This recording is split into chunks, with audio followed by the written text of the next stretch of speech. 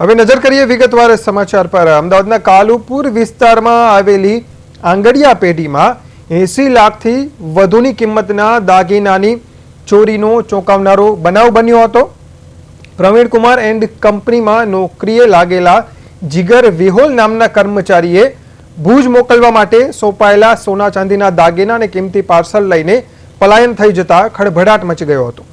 Police તપાસમાં સામે આવ્યું છે કે જીગર ભુજ જવાને બદલે સુરેન્દ્રનગર જ ઉતરી ગયો અને ત્યાં પોતાના સાગરીતો અજય ઠાકોર અને દીપક રાવલને તેણે માલ સોંપી દીધો અને ત્યારબાદ માણેક ચોકમાં આ દાગીના વેચવા માટે બે શખ્સો આવ્યા, જે બંને શખ્સોની એલસીબીએ ધરપકડ કરી। સમગ્ર કાવતરાનો માસ્ટરમાઇન્ડ વિપુલ ઠાકોર હોવાનું પોલીસ તપાસમાં ખુલ્યું છે। પોલીસે મોટાભાગનો મુદ્દામાલ રિકવર કર્યો છે। ફરાર જીગર અને વિપુલની ધરપકડ માટે ચક્રો ગતિમાન કર્યા છે।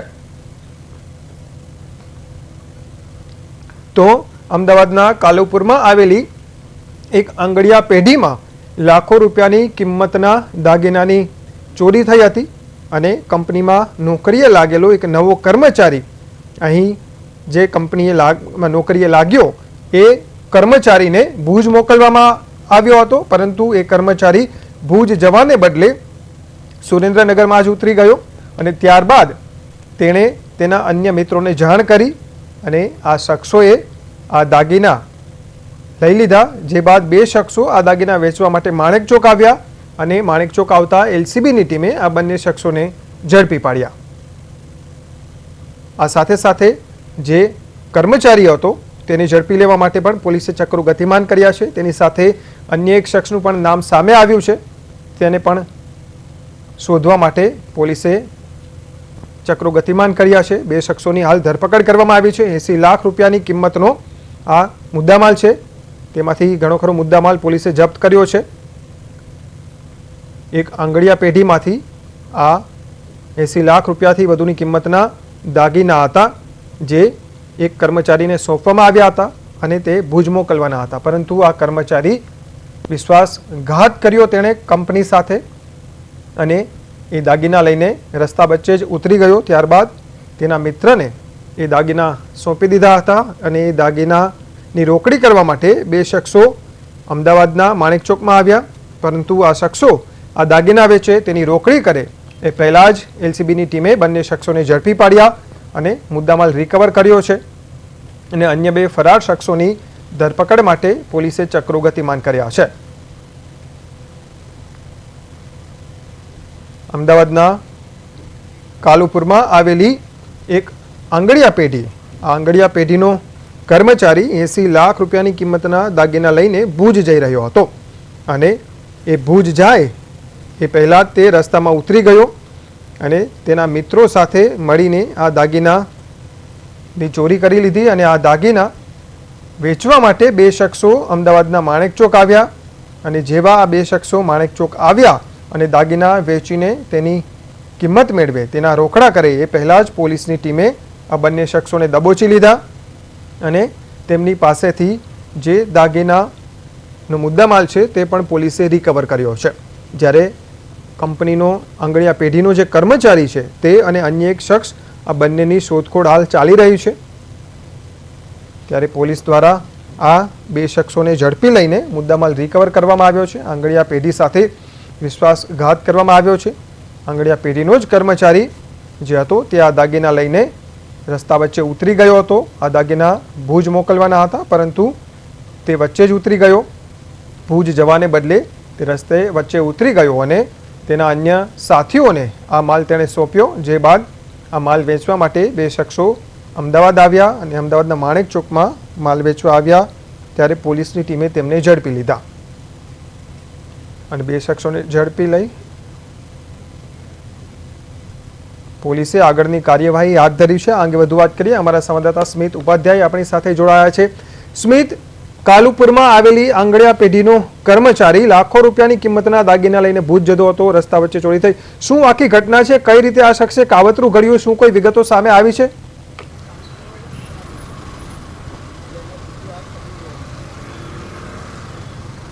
જી સચિન, 80 લાખના દાગીના જે છે તે લઈને આંગણિયા પેઢીનો જે કર્મચારી હતો તે ફરાર થઈ ગયો હતો. અન્ય બે સાગરીતો તેમના મિત્રો હતા.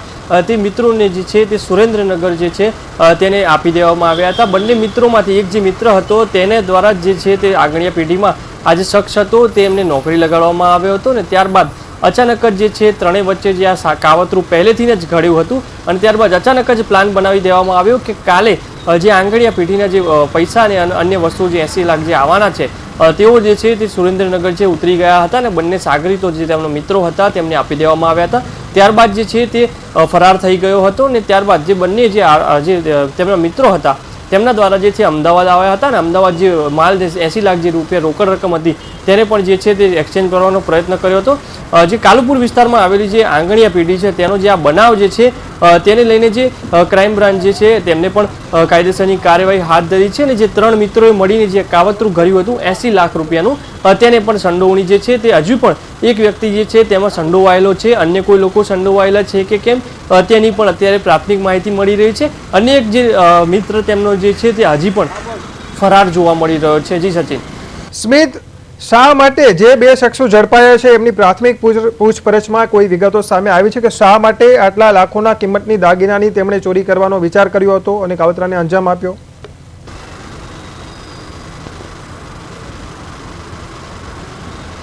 જે 6 મહિના રોજ જે 6 મહિના રેજ જે જીગર ભજુ હતો તે જે છે તે દાગીના અને જે અન્ય રોકડ રકમ હતી તે લઈને ત્યાંથી નીકળી ગયો હતો ને ત્યારબાદ સુરેન્દ્રનગર જે છે તેને બસ સ્ટોપ ઉપર રોકી દેવામાં આવ્યો હતો ને ત્યારબાદ તેના બે મિત્ર હતા તેને બોલાવવામાં આવ્યા હતા. એ બંને મિત્રોને જે 80 લાખ રૂપિયા જે છે તેને સોંપી દેવામાં આવ્યા હતા. ત્યારબાદ સુરેન્દ્રનગરથી જે જીગર જે છે તે ફરાર થઈ ગયો હતો. તેના બંને સાગરીતો જે હતા તે દાગીના વેચવા અને જે અન્ય જે રોકડ રકમ હતી તે અમદાવાદ લઈને જે પહોંચ્યા હતા અને જે કાલુપુરનો જે બનાવ જે છે આંગણિયાવાડીમાં અવારનવાર આવા બનાવ બનતા રહે છે.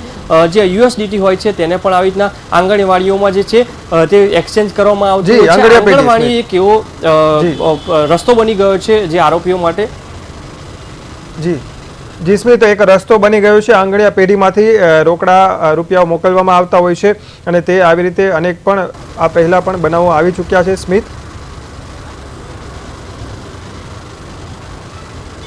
જી, સ્મિત આપ અમારી સાથે જોડાયા એ બદલ આગળ પણ આવા બનાવો જે છે તે આવી ચૂક્યા છે. જી જી જી સ્મિત, આપ અમારી સાથે જોડાયા એ બદલ આભાર.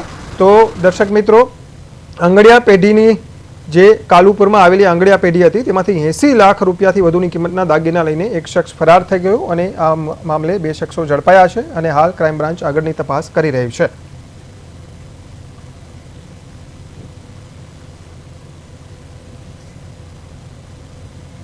વિશ્વના 100 માંથી 90 હીરા જ્યાં તૈયાર થાય છે તે સુરતના હીરા ઉદ્યોગ પર મંદીની ભારે અસર જોવા મળી રહી છે. વૈશ્વિક આર્થિક અનિશ્ચિતતા અને અમેરિકન બજારમાં ખરીદી ઘટવાને કારણે એપ્રિલ 2026માં ડાયમંડ એક્સપોર્ટમાં મોટો ઘટાડો નોંધાયો.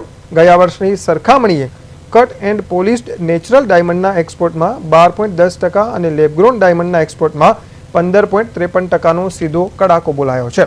એક્સપોર્ટ ઘટવાની સીધી અસર કારખાનાઓ પર પડી રહી છે, જ્યાં રત્ન કલાકારો માટે કામના કલાકો ઘટાડી દેવાયા છે. નેચરલ ડાયમંડ ક્ષેત્રે કામ કરતા લાખો રત્ન કલાકારો માટે હવે ઘરનું ગુજરાન ચલાવવું પણ મુશ્કેલ બન્યું છે. સ્થિતિ એટલી હદે વણસી છે કે રત્ન કલાકારો બહારથી લોન લેવા મજબૂર બન્યા છે. કેટલાક આર્થિક તંગીને કારણે આપઘાત જેવા આત્યંતિક પગલાં ભરી રહ્યા છે. પીડિત રત્ન કલાકારો હવે આ સંકટ સમયે સરકાર પાસે મદદની આશા રાખીને બેઠા છે.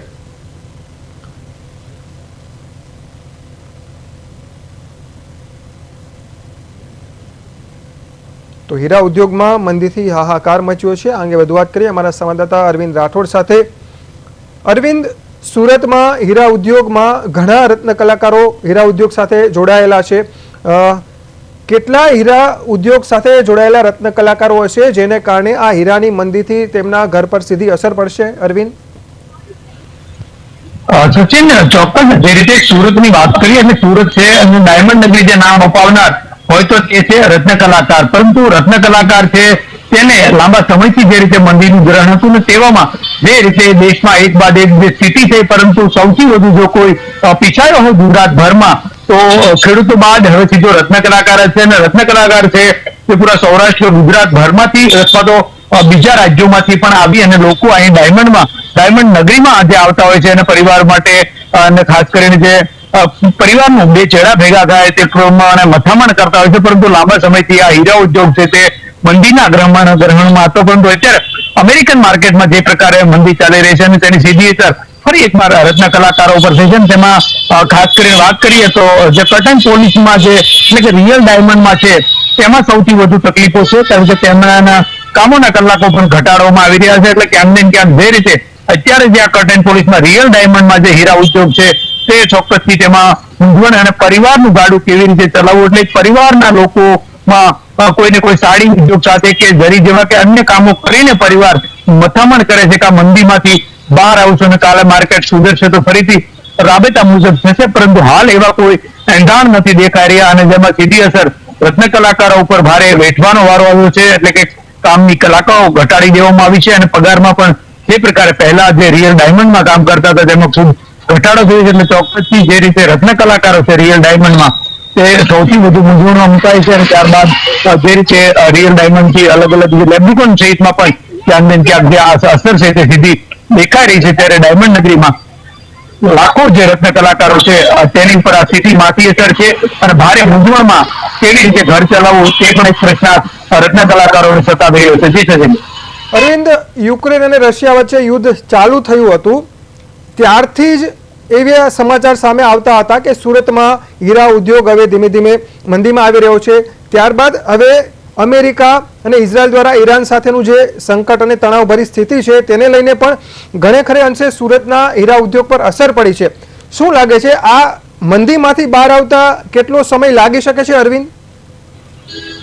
ચોક્કસ સચિન, અલબત્ત જોવા જાય તો જે રીતે 100 ડાયમંડ બનતા હોય તેમાંથી 90 સુરતમાંથી બનતા હોય છે, ત્યારે સ્વાભાવિક છે કે સુરતમાં એક મોટો વર્ગ એવો એક મોટા રત્ન કલાકારો છે અને તે સુરતમાં વસવાટ કરી અને લાંબા સમયથી ઝઝુમરી હતા. પરંતુ તેઓમાં જે વૈશ્વિક જે રીતે યુદ્ધની અસર વચ્ચે અલગ અલગ જે અમેરિકન માર્કેટો ઉપર અને જે રીતે ડાયમંડ ખાસ કરીને જે સપ્લાય થતા હોય છે એટલે તેમાં ચોક્કસ જે રીતના માલ વેચાવો જોઈએ તે એક્સપોર્ટ થવો જોઈએ તે એક્સપોર્ટ નથી થઈ રહ્યો અને જેના કારણે જે ચેકિયા ઉપર આવતું હોય છે, વેપારી ઉપર આવતું હોય ત્યારબાદ સીધો જે મજૂરી વર્ગ એટલે લેબર વર્ક કરતા રત્ન કલાકારો ઉપર આની સીધી અસર છે. પરંતુ જોવા જાય તો અત્યારે કંઈ પણ કહેવું તે મુશ્કેલ છે. બીજી તરફ તેઓ રત્ન કલાકારો પણ સરકાર પાસે આશા અપેક્ષા રાખી રહ્યા છે કે સરકારે પણ આમાં મોટું મન રાખીને અનેકવાર માંગણીઓ મુખ્યમંત્રી સુધી રજૂઆતો રત્ન કલાકારો યુનિયન દ્વારા કરવામાં આવી છે. ત્યારે મોટું મન રાખીને હવે રત્ન કલાકારને વારે આવવું જોઈએ છે, નહીં તો રત્ન કલાકાર જે રીતે પાયમાલ થતો જાય છે તેને અટકાવવું. ખાસ કરીને સુરતમાં જોવા જાય તો અનેક લોકોએ જે રીતે આર્થિક સંકળામણમાં મોતને પણ વાલું કર્યું છે. એટલે રત્ન કલાકારો અનેક સુરત જેવા શહેરમાં આપઘાત પણ કર્યા છે. એટલે ખૂબ ચિંતાનો વિષય છે. ત્યારે હવે સરકાર પાસે પણ આશા રાખી રહ્યા છે કે કોઈ સહાય કરે, પરંતુ હાલ આ ક્યાં સુધી આ રીતનું માર્કેટ ચાલશે તે તો કંઈ પણ કહેવું મુશ્કેલ છે. કારણ કે જે રીતની સ્થિતિ વૈશ્વિક જે રીતનો તણાવ છે તેના બાદ જ આખું માર્કેટ પર સુધારો આવી શકે છે. બીજી તરફ જે રીતે વૈશ્વિક તણાવ છે તે સમયાંતર સુધી હજુ કોઈ તેનો ચોક્કસ ક્યાંય સમાધાનના વલણ દેખાતા નથી. એટલે ચોક્કસ હાલ જે રત્ન કલાકારો માટે સંકટનું જે મોજું છે તે અત્યારે સ્પષ્ટપણે દેખાઈ રહ્યું છે. જી સચિન. જી અરવિંદ, હાલ તો કહેવું મુશ્કેલ છે. આપ અમારી સાથે જોડાયા એ બદલ આભાર. તો સુરતના હીરા ઉદ્યોગમાં જે રીતે મંદીનું ગ્રહણ લાગ્યું છે તેને લઈને રત્ન કલાકારોના ઘર પર સીધી અસર થઈ રહી છે. રત્ન કલાકારો મૂંઝાઈ ગયા છે કે તેમને ગુજરાન કઈ રીતે ચલાવવું, એમના કામના કલાકો પણ ઘટાડી દેવાયા છે અને ભારે તકલીફમાં રત્ન કલાકારો મુકાયા છે.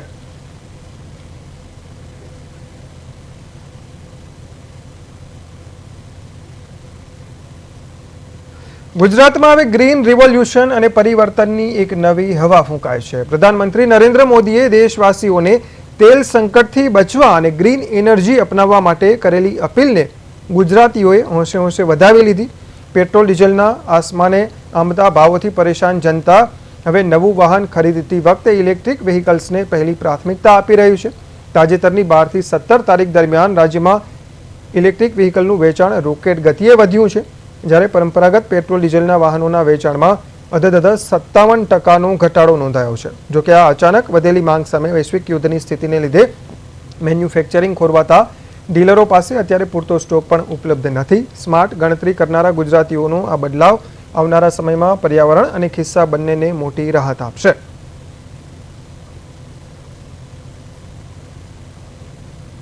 તો જે રીતે યુદ્ધની સ્થિતિ સર્જાય છે અને હોર્મુઝ સ્ટ્રેટમાં જે રીતે તણાવ ચાલી રહ્યો છે, ત્યારબાદ ભારતમાં પેટ્રોલ અને ડીઝલનું જે સંકટ ઊભું થયું છે તેને લઈને લોકો હવે ઇલેક્ટ્રિક વ્હીકલ્સ તરફ વળ્યા છે. જ્યારે નવું વ્હીકલ તેઓ ખરીદવા જાય છે ત્યારે પ્રાથમિકતા ઇલેક્ટ્રિકલ વ્હીકલ્સને આપે છે, કારણ કે તેમાં પેટ્રોલ અને ડીઝલની જરૂર નથી પડતી.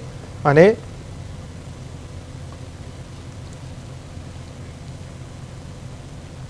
તો આ અંગે વાત કરવા આપણી સાથે જોડાયા છે વડોદરાથી અમારા સંવાદદાતા તુષાર પટેલ.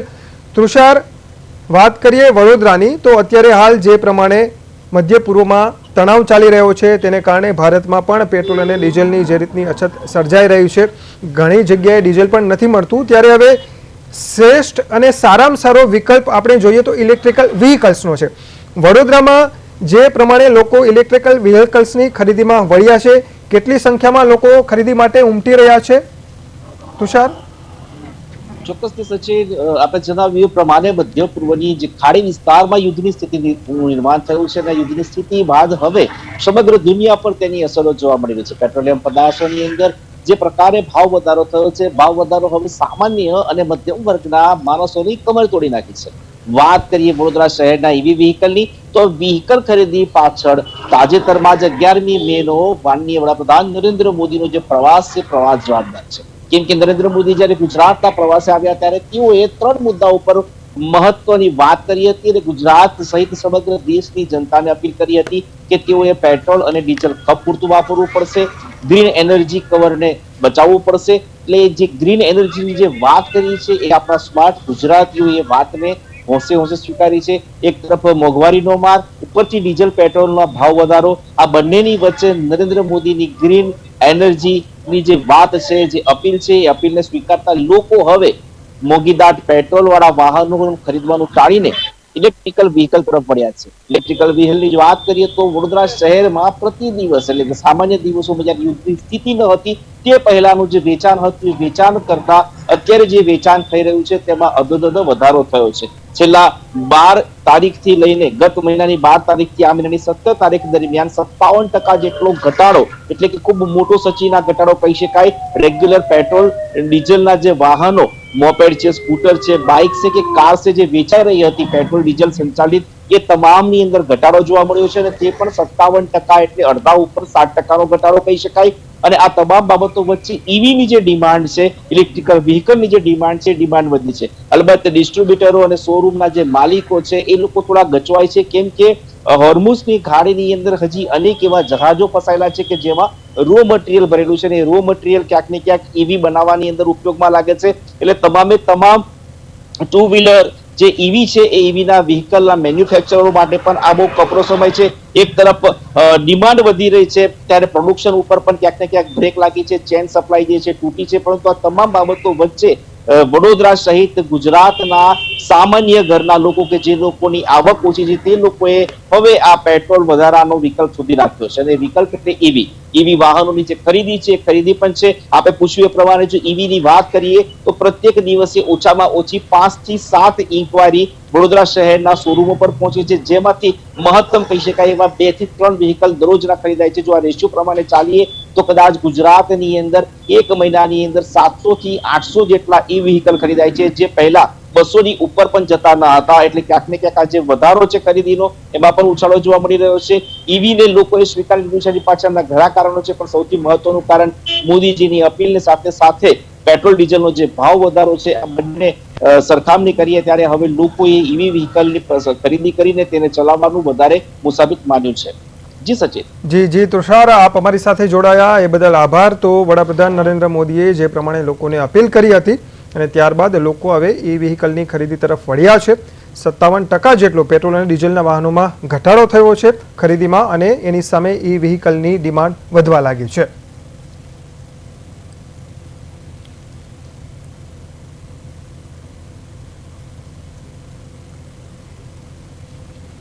ગુજરાતમાં પેટ્રોલ અને ડીઝલના સતત વધતા ભાવોને કારણે પરિવહન ખર્ચમાં પણ વધારો થયો છે અને તેની સીધી અસર શાકભાજીના ભાવ પર પણ જોવા મળી રહી છે. ખેતરોથી શહેરો સુધી માલ પહોંચાડવાનો ખર્ચ વધતા છૂટક બજારમાં શાકભાજીના ભાવ 20 થી 30% સુધી વધી ગયા છે. શહેરોમાં ટમેટાના ભાવ 30-40 રૂપિયાથી વધીને 60 થી 70 રૂપિયા પ્રતિ કિલો સુધી પહોંચ્યા છે.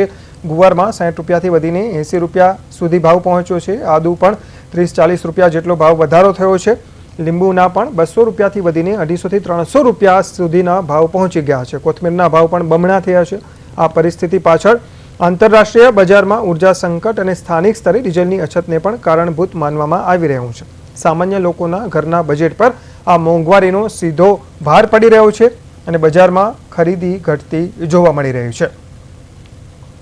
તો એક તરફ પેટ્રોલ અને ડીઝલના પંપ પર લોકોને ડીઝલ નથી મળી રહ્યું, અનેક જગ્યાએ લોકોની લાઈનો જોવા મળી રહી છે. બીજી તરફ તેની સીધી અસર ક્યાંક ને ક્યાંક શાકભાજી પર પણ પડી રહી હોવાનું દેખાઈ રહ્યું છે. શાકભાજીના ભાવમાં પણ વધારો થયો છે.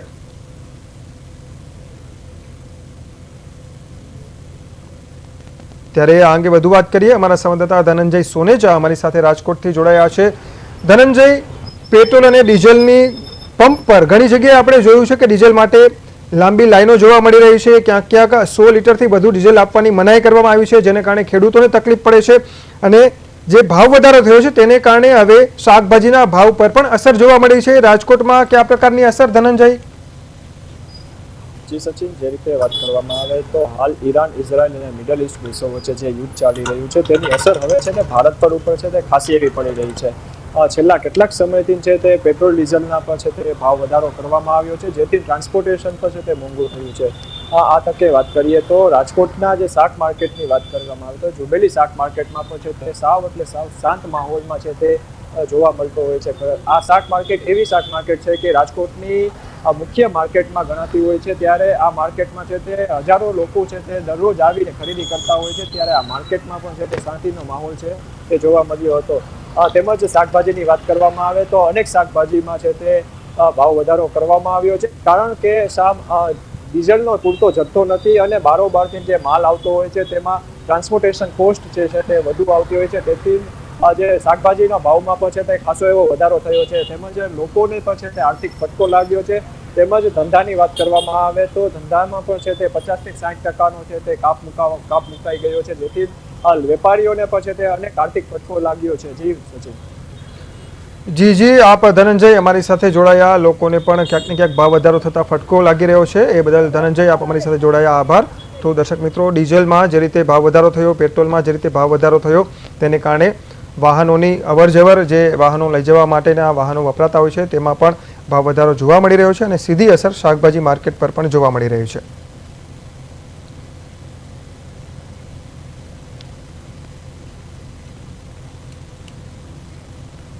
ખેડા જિલ્લાના મહુધા તાલુકાના મીનાવાડા ગામમાં ગ્રામ પંચાયતના વહીવટ અને વિકાસના કામોને લઈને ગ્રામજનોમાં ભારે રોષ ફાટી નીકળ્યો છે. ગામના સરપંચ રંજનબેન સોઢાના દિયર દ્વારા પંચાયતનો વહીવટ ચલાવવામાં આવતો હોવાના આક્ષેપો સાથે આવાસ યોજના અને રોડ રસ્તાના કામોમાં કરોડો રૂપિયાના ભ્રષ્ટાચારના ગંભીર આક્ષેપો ગામ લોકોએ લગાવ્યા છે. ગામ લોકોના જણાવ્યા મુજબ લાભાર્થીઓની પસંદગીમાં ગેરરીતિ, વિકાસ કામોમાં નબળી ગુણવત્તા અને સરકારી ભંડોળના દુરુપયોગ જેવા અનેક પ્રશ્નો સામે આવ્યા છે. સૌથી ચોંકાવનારી વાત એ છે કે આજે ચાલુ દિવસ હોવા છતાં ગ્રામ પંચાયત કચેરીમાં તાળું મારેલું જોવા મળ્યું હતું, જેને લઈને લોકોમાં વધુ રોષ ફેલાયો હતો. ગામ લોકોનો આક્ષેપ છે કે પંચાયતમાં અત્યાર સુધી એક પણ ગ્રામસભા યોજાઈ નથી. સરપંચ પરિવાર દ્વારા એકતરફી રીતે વહીવટ ચલાવવામાં આવે છે. સમગ્ર મામલે ગામ લોકોએ જિલ્લા વહીવટીતંત્ર, તાલુકા વિકાસ અધિકારી, સ્થાનિક ધારાસભ્ય સમક્ષ રજૂઆત કરી છે. ત્યારે આ અંગે વધુ વાત કરીએ. અમારા સંવાદદાતા પ્રતિક ભટ્ટ આપણી સાથે જોડાયા છે. પ્રતિક, મીનાવાડા ગ્રામ પંચાયતમાં ભ્રષ્ટાચારના આક્ષેપો થયા છે, સરપંચ સામે આક્ષેપો લગાવવામાં આવી રહ્યા છે. શું છે સમગ્ર મામલો? વાત કરે ખેડા જિલ્લાના મહુધા તાલુકાનું મીનાવાડા ગામ છે. ત્યાં સરપંચમાં રંજનબેન છે, પણ જો વાત કરીએ તો સ્થાનિક ગ્રામજનોનો આક્ષેપ છે કે રંજનબેન વહીવટ કરતા નથી. રંજનબેનની જગ્યાએ તેમના દિયર છે તે સત્તા તેવું લાગી રહ્યું છે કે તેમને પણ એક સોશિયલ મીડિયામાં પણ તેમના ફોટોગ્રાફ વાયરલ થતા, તેમાં પણ તેમના જે દિયર છે તે જે સત્તા પર જે સરપંચની ખુરશી પર બેસીને સહી સિક્કા કરતા હોય તેવી નજરે પડી હતા. જ્યારે આજે પ્રદેશ 24 ગુજરાતીની ટીમ ગઈ હતી તે મીનાવાડા. જી પ્રતિક, લાગે છે આપનો અવાજ નથી આવી રહ્યો અમારા સુધી, કોઈ ટેકનિકલ ખામી સર્જાઈ હશે. તો મીનાવાડા ગ્રામ પંચાયતના સરપંચ છે, મહિલા સરપંચ રંજનબેન, તેમની સામે ગામ લોકો આક્ષેપ કરી રહ્યા છે. જી પ્રતિક, શું આક્ષેપ છે ગામ લોકોનો, શું કહેવું છે? લાગે છે ફરી કોઈ ટેકનિકલ ખામી આવી ગઈ છે. તો જે ગામ લોકોનો આક્ષેપ છે કે સરપંચ દ્વારા યોગ્ય રીતે વિકાસના કામો નથી કરવામાં આવતા, જે કામો થયા છે તેમાં પણ ભ્રષ્ટાચાર આચરવામાં આવ્યો છે. ચાલુ દિવસ હોવા છતાં કચેરી બંધ રાખવામાં આવી હતી. ત્યારે આ સમગ્ર મામલે અધિકારીઓ સમક્ષ ગામ લોકોએ રજૂઆત કરી છે અને યોગ્ય જણાય ત્યાં તપાસ કરવાની પણ માંગ કરી છે કે જે કામો થયા એમાં તપાસ કરવામાં આવે અને જો તેમાં કોઈ ખામી જણાય તો દોષિતો વિરુદ્ધ કાર્યવાહી કરવામાં આવે.